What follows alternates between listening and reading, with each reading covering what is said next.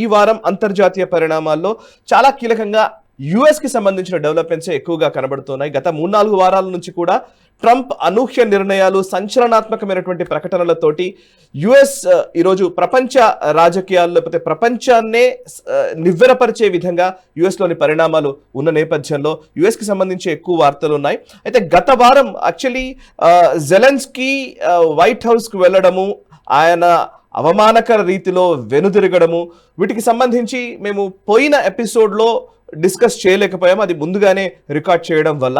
But ఆ తర్వాత పరిణామాలకు సంబంధించి అండ్ జెలెన్స్కీ వైట్ హౌస్ పర్యటనకు సంబంధించి కూడా ఈ వారం మనం మాట్లాడబోతున్నాము. అండ్ ఇంకా చాలా కొత్త డెవలప్మెంట్స్ కూడా ఉన్నాయి, వాటన్నిటి గురించి కూడా డిస్కస్ చేస్తాము. ముందుగా ఈ వీడియోని లైక్ చేయండి, 10 మందికి షేర్ చేయండి, కమెంట్స్ ద్వారా మీ అభిప్రాయాలను కూడా మాతో పంచుకోండి. మనసా వాచా కర్మణ దేశహితం కోసం పరితపిస్తూ నేషనలిస్ట్ హబ్ పనిచేస్తోంది. సో మా ఈ ప్రయత్నాన్ని ఆదరించండి, ఛానల్ని సబ్స్క్రైబ్ చేసుకోండి. ఇక గిరిధర్ గారు, ఈ వారం ఫస్ట్ మనకు జెలెన్స్కీ వైట్ హౌస్లోకి వెళ్ళిన అంశం గురించి మనం మాట్లాడాలి. సో అది నేను యాక్చువల్లీ వేరే వ్యక్తులతో కూడా, ఈవెన్ రాజశేఖర్ గారితో కావచ్చు, లేకపోతే కిషోర్ పోరెడ్డి గారితో కావచ్చు, ఒక వీడియోలో అసలు ఆ నేపథ్యాన్ని వాటిని వివరించే ప్రయత్నం చేశాము. వారి అనాలిసిస్ కూడా ఇచ్చారు. బట్ నిజానికి గ్లోబల్ రౌండప్లో ఇది ఖచ్చితంగా మాట్లాడాలి. మీ పాయింట్ ఆఫ్ వ్యూ చాలా ఇంపార్టెంట్ కూడా. సో మీరు ఫస్ట్ అసలు జెలెన్స్కీ వైట్ హౌస్ లో ఆ వీడియోని చూసినప్పుడు మీకు ఏమనిపించింది చెప్పండి. నాకు అసలు యాక్చువల్లీ మీరు ఏం మాట్లాడతారో వినాలని ఉంది. యాక్చువల్లీ ఫస్ట్ ఆ వీడియో అది లైవ్ టెలికాస్ట్ అయిపోయిన వెంటనే అసలు 2 రోజులు 3 రోజులు మొత్తం ఆ వీడియోలే నడిచాయి సోషల్ మీడియాలో. అండ్ తర్వాత రిపర్కేషన్స్ కూడా ఉన్నాయి, ఆయన యూరోప్కి వెళ్ళడము లేదా యూకేకి వెళ్ళడము, వాళ్ళ వీటి గురించి మాట్లాడదాం. బట్ ఫస్ట్ మీకు ఏమనిపించింది చెప్పండి. మనకు ట్రంప్ కంప్లీట్ గా గతంలో ఉన్నటువంటి సో కాల్డ్ వరల్డ్ ఆర్డర్ అంటాం కదా, రూల్స్ బేస్డ్ ఆర్డర్ అని, రూల్స్ వాళ్ళు నిర్ణయించి ఆ రూల్స్ ని వాళ్ళే అతిక్రమించి ఇటువంటిది వాళ్ళ ఇష్టానుసారంగా జరుగుతున్నటువంటి పరిస్థితి నుంచి కంప్లీట్ గా ప్రపంచాన్ని ఒక ఊపుతున్నాడు. గతంలో వీళ్ళకు కామన్ గా శత్రువు ఎవరు అని వీళ్ళు అనుకుంటున్నారో వాళ్ళు నాకు మిత్రుడు అని చెప్తున్నాడు ఆయన ట్రంప్.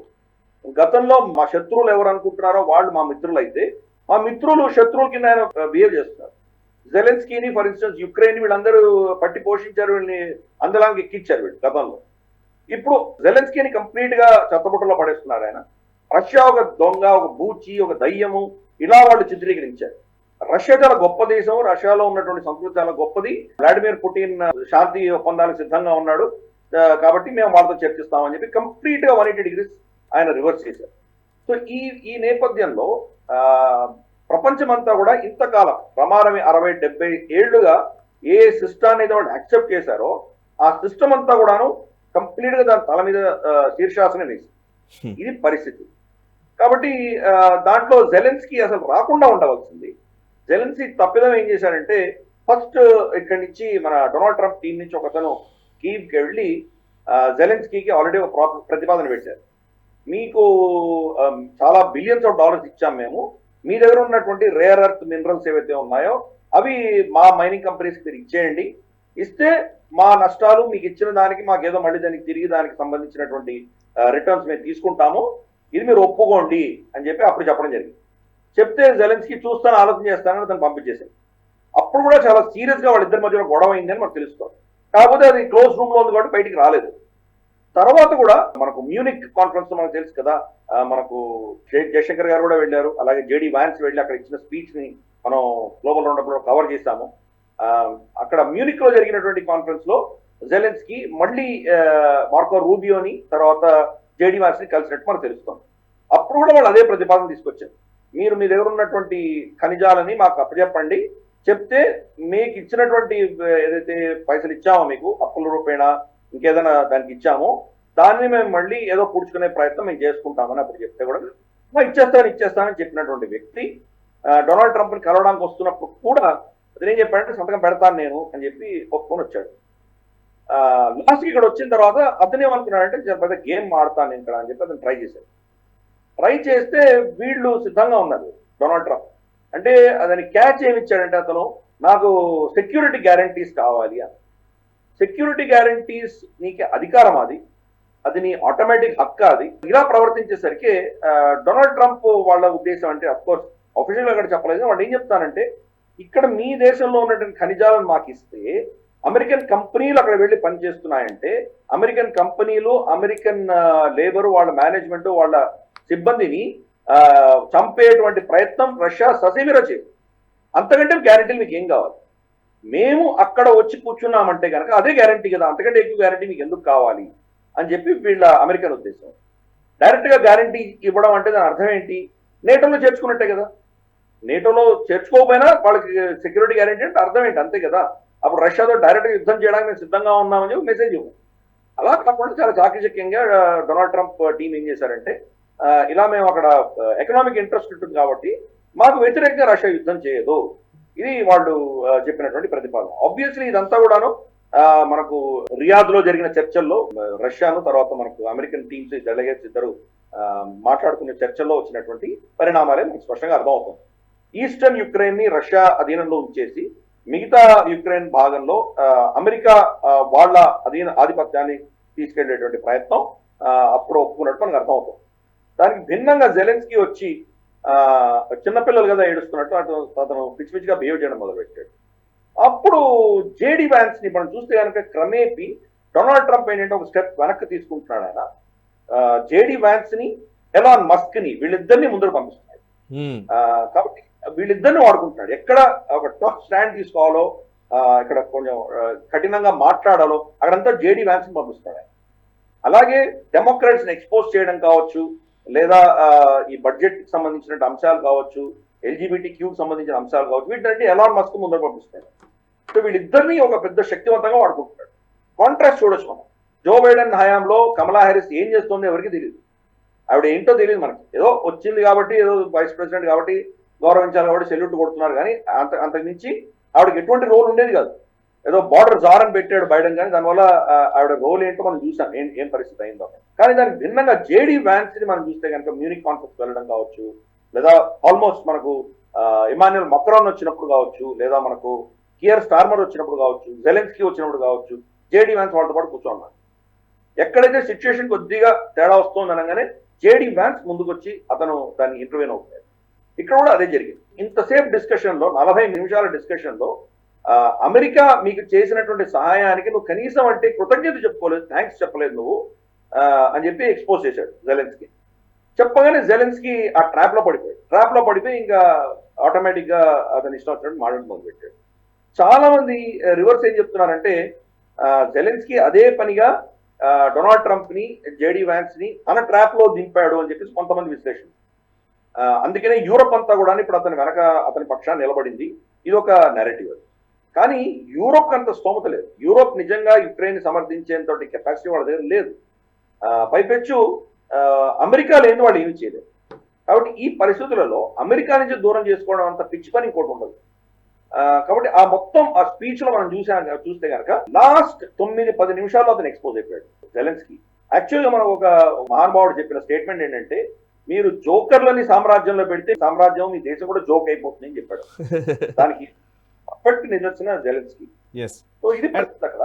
అండ్ ఆయన కేర్ స్టార్మర్ ని కలవడము, అండ్ ఈవెన్ ఇప్పుడు ఉర్సులా వాండర్లాన్ ఆమెనేమో ఆల్రెడీ మనము డిఫెన్స్ పరంగా మనము పెరగాలి అని చెప్పి యూరోప్ కి సంబంధించి రీఆర్మింగ్ గురించి ఆమె మాట్లాడుతూ ఉండడము, ఇవి రెండు జరుగుతున్నాయి. అండ్ ఇంకొక పాయింట్ ఏంటంటే సార్, ఇప్పుడు యాక్చువల్లీ ఈ ఎపిసోడ్ తర్వాత ఈ వారం రోజుల్లోనే Justin Trudeau and Keir Starmer ratings పెరిగాయనే ఒక కథనాలు కూడా వస్తున్నాయి.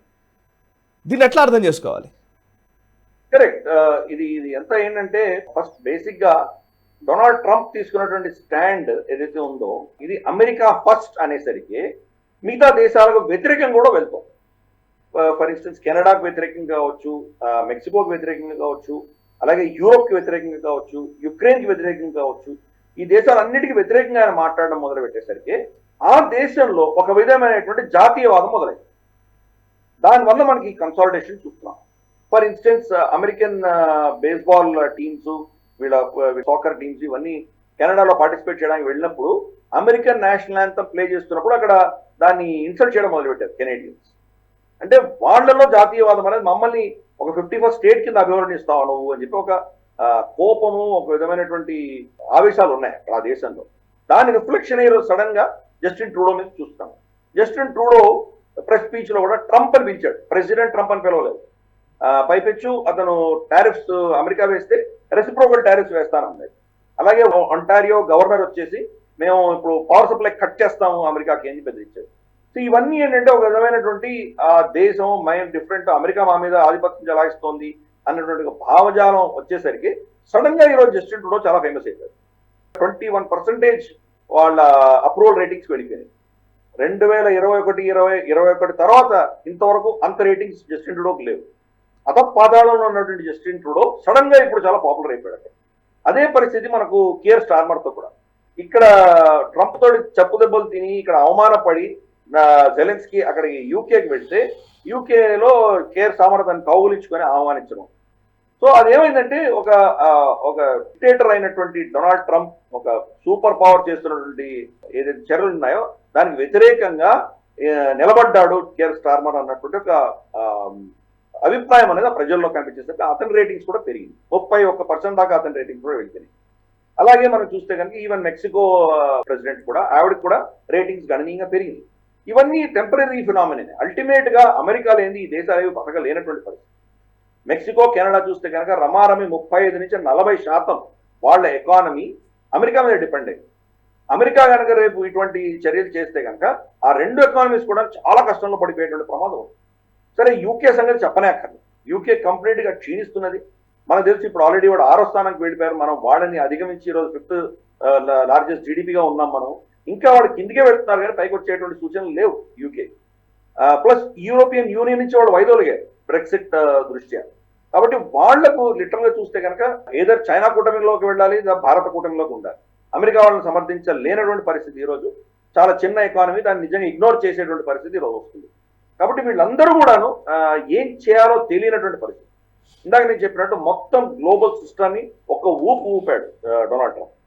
దాంతో వీళ్ళు ఇటువంటి కొత్త పరిస్థితుల్ని ఎలా ఎదుర్కోవాలో వాళ్ళకి అర్థం కావాలి.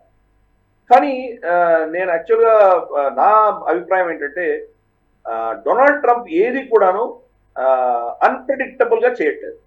చాలా మంది ఏం చెప్తాడు చాలా అన్ప్రెడిక్టబుల్, ఈయన ఎప్పుడేం మాట్లాడతాడు, ఈ రోజు ఒకటి మాట్లాడతాడు, రేపు ఒకటి మాట్లాడతాడు. ఆయన చేసేది చాలా ప్రెడిక్టబుల్. దాంట్లో ఏ అన్ప్రెడిక్టబిలిటీ అన్నది ఏమీ లేదు. చాలా స్పష్టంగా ఆయన ఒక ట్రాన్సాక్షనల్ పర్సన్ మనకు తెలుసు. వాణిజ్యపరంగానే ప్రతి అంశాన్ని ఆయన చూస్తారన్న విషయం మనకు తెలుసు. ఒక విషయంలో మనల్ని తిట్టడం, ఇంకో విషయంలో మనల్ని పొగడం, రెండు ఒక కంప్లీట్ సెంటెన్స్ చేయగలడు. అర సెంటెన్స్ తిట్టగలడు, అర సెంటెన్స్ మనం పొగడగలడు. కాబట్టి అటువంటి ట్రాన్సాక్షనల్ రిలేషన్షిప్ పెట్టుకుంటాడు, ఎమోషన్ పెట్టుకోవడం, ప్రపంచాలతో డీల్ చేస్తాడు. ఇది మనకు స్పష్టంగా తెలుసు. రెండవది ఆయన చెప్పింది చేస్తాడు. కాబట్టి ఆయన ఏమేమి చెప్పాడో ఇది చేస్తాడో లేదో అన్నటువంటి అభిప్రాయం ఉన్నవాడు పొరపడుతున్నారు. కానీ ఇది చేసి తీరుతాడు అనుకున్న వాళ్ళకి ఎటువంటి దాని ప్రశ్న లేదు. ఫర్ ఇన్స్టెన్స్ పనామా గురించి కానీ, గ్రీన్లాండ్ గురించి కానీ, కెనడా గురించి కానీ ఆయన ప్రస్తావన ఎలక్షన్ క్యాంపెయిన్ లో చేసింది. దాన్ని ఈజీగా వదిలిపెట్టేటువంటి సమస్య లేదు. వాటి మీద ఆయన చాలా సీరియస్ గా ఉన్నారు. కాబట్టి ఆయన ప్రతి భాషణలో కూడా, ఈవెన్ ప్రెసిడెంట్ అయినప్పుడు ఇనాగ్రేషన్ లో కూడా ఆయన వీటి గురించి మాట్లాడాడు. అలాగే మనం చూస్తే తర్వాత ఉన్నటువంటి ఆయన స్పందన కావచ్చు, మార్కో రూబియో ఫస్ట్ వెళ్ళింది ఆయన పనామాకు వెళ్ళాడు. ఆయన ఇవన్నీ కూడా మనం చూస్తే కనుక ఆయన చెప్పింది ఏది కూడా అన్ప్రెడిక్టబుల్ కాదు. మూడవది ఆయన చాలా స్పష్టంగా గత ప్రభుత్వాలు 60-70 ఏళ్లుగా చేసినటువంటి, ఎస్పెషలీ 30 ఏళ్ళు అనుకుందాం, 30-40 ఏళ్ళు డీ ఇండస్ట్రియలైజ్ చేశారు వాళ్ళ అమెరికన్ ఎకానమీ. కంప్లీట్ ఈ ఇండస్ట్రీస్ అన్ని కూడాను చైనాకు పంపించేశారు. చైనాకు కానీ సౌత్ ఈస్ట్ ఏషియా కానీ పంపించేశారు. పంపించేసి వాళ్ళ ఆకాశాలన్నీ చాలా స్పష్టంగా ఉంటాయి, పొల్యూషన్ లేకుండా ఉంటాయి. అలా వాళ్ళని మెయింటైన్ చేసి మొత్తం అక్కడికి షిఫ్ట్ చేయడంతో ఏమైందంటే వైట్ అమెరికన్స్ కంప్లీట్ గా వాళ్ళ ఎకానమీ నుంచి దూరం పెట్టారు. మనం చూస్తే కనుక వాళ్ళు బేసిక్గా ఇండస్ట్రీలో ఉండేవాళ్ళు. ఆటోమొబైల్ ఇండస్ట్రీ కావచ్చు, మ్యానుఫ్యాక్చరింగ్ ఇండస్ట్రీ కావచ్చు, లేదా వాళ్ళ కెమికల్ ఇండస్ట్రీ కావచ్చు, మైనింగ్, న్యూక్లియర్ ఇష్యూస్ కావచ్చు, లేదా మనకు వాళ్ళ పవర్ ప్లాంట్స్ కావచ్చు, వీటిలో పనిచేసే వాళ్ళందరూ కూడాను జనరల్ గా వైట్ అమెరికన్స్ ఎక్కువ పనిచేస్తారు.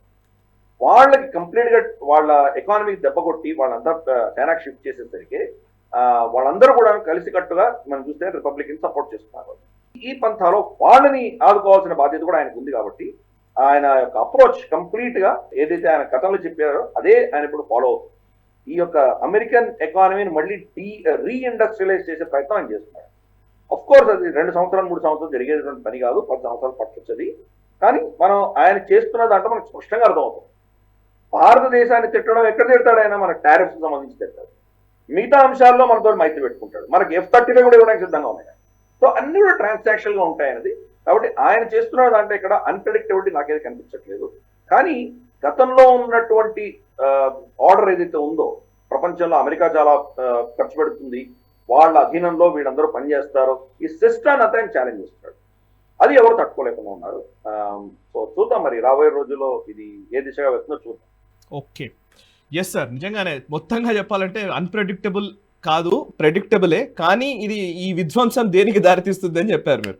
రైట్, సరే చూద్దాం సార్. ఈ వీడియో మీకు నచ్చినట్టయితే లైక్ చేయండి, 10 మందికి షేర్ చేయండి, అలాగే కామెంట్ల రూపంలో మీ అభిప్రాయాలను మాతో పంచుకోండి. Nationalist hub group of channels ను సబ్స్క్రైబ్ చేసుకుని తెలుగునాట జాతీయవాద జర్నలిజాన్ని ప్రోత్సహించండి. ఈ వీడియో కింద ఉన్న బెల్ ఐకాన్ పై క్లిక్ చేయడం మర్చిపోవద్దు.